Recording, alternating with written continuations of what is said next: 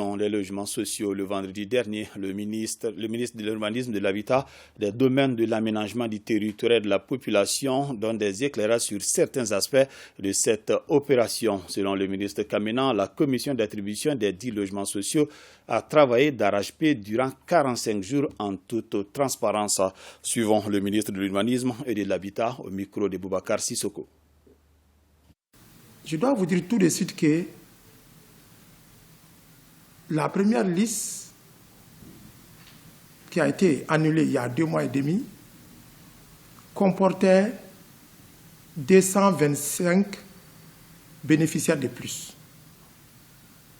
C'est l'occasion de vous expliquer la différence de nombre. Et qu'est-ce que nos enquêtes nous ont montré? Nos enquêtes nous ont montré tout simplement que la plupart de ces personnes avaient des notifications signées par des agents de l'Office malien de l'habitat, des agents indélicats de l'Office malien de l'habitat. Ces notifications prévoyaient que les logements sont attribués au titre de la première tranche des logements sociaux.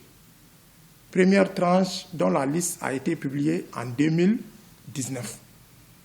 Mais si vous regardez la liste de la première tranche, vous n'allez pas retrouver les noms de ces personnes détentrices de ces notifications litigieuses.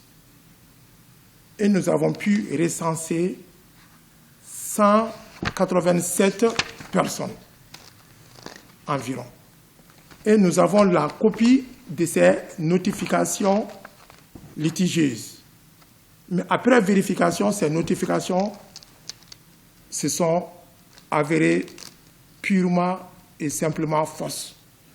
Des agents de l'Office malien de l'habitat sont sous mandat de dépôt.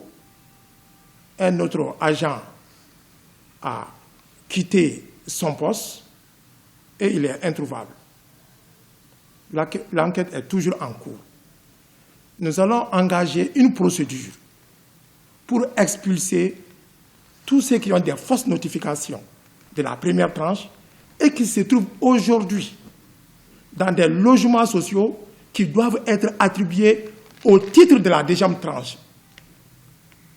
Par précaution, la commission a décidé tout simplement de ne pas attribuer ces logements qui sont aujourd'hui illégalement occupés pour éviter toute confrontation entre les nouveaux bénéficiaires et les personnes qui occupent illégalement ces logements. Donc c'est la raison principale de la diminution du nombre de logements attribués. Nous avons une autre raison. Nous avons quelques logements qui ne sont pas totalement terminés et qui ne peuvent pas faire l'objet d'attribution. Lors de la saisie, nous avons pu, après la publication de la liste, constater quelques erreurs sur quelques noms. On m'a rapporté 3 cas. Donc les 3 cas qui ont été rapportés, ces 3 cas, ce ne sont pas des bébés. Ce sont des adultes.